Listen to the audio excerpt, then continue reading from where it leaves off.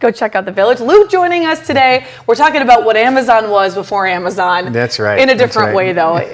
So this is really cool. You don't realize that a lot of things really originated here. Well, yes. This is, we're talking about the Shumway Seed Company. And I thought it'd be a good topic, seeing as, well, I put my tomatoes and herbs in my garden last weekend, and it's a time of year where people are kind of getting out there and do you have a green thumb, or are we just hoping for the best? We'll see. Okay. I'll bring some in a few months. We'll know if it's green or not. Okay. But I enjoy it, that's for sure. Yeah, good. But Roland Shumway was born in New Milford in 1842. And like many men his age, at 19 years old, he joined here in Rockford the Army and fought in the Civil War for 3 years. And in 1865, he came back to Rockford and went to farming in New Milford, and 5 years later he started the Shumway Seed Company and in 1870, and his unique idea was to do mail order. Like you said, Amazon before Amazon. He would send out catalogs, and people would place orders and he would fulfill them, and he was very, very successful at it. He had to be one of the first to do that. I can't say for the first per se, but it certainly was very lucrative. There were other seed companies in the area as well, but he was so successful that shortly afterwards he started his business selling here in Rockford at the Shumway Market at State Street and 3rd Street. And that Shumway Market building is still there now. It's where the Rockford Area Arts Council is.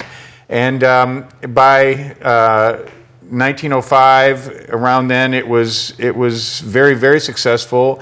And he opened farmers markets there on Tuesdays, Thursdays, and 2 farmers markets on Saturdays. And he distributed these books with every order that helped to describe to people how to care for their gardens, care for their lawns, what to grow, how to can things, how to prune their plants, how to prepare for winter.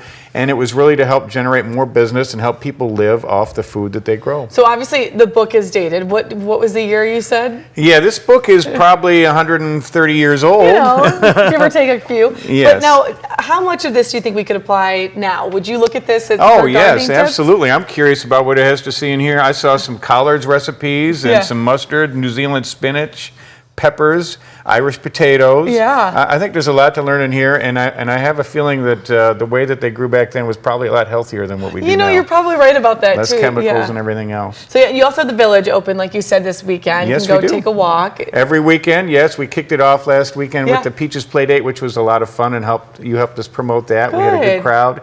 It was a fun time. And we also have heritage gardens that are coming in bloom. Our iris garden, we have a very unique and diverse iris garden that is starting to bloom now. So I would encourage people to come out, learn about Victorian horticulture and gardening, and see some beautiful irises. Well, we appreciate you being here too. Of course, we'll get you all the details on where you can go.